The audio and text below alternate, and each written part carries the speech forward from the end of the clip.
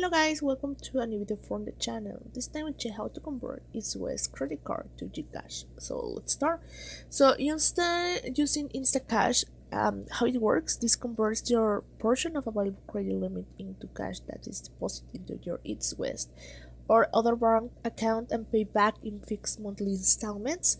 And how you can apply Eastwest mobile easy way. You have to download the app and use the register to easy way function to sign up and apply through the app.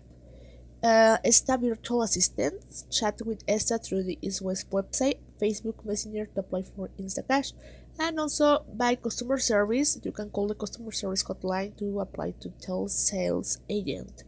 Fees, electronic channels is 500 processing fee for application and also a 1000 processing fee per application. Okay, so using the Cash Advance, withdraw cash directly for ATM.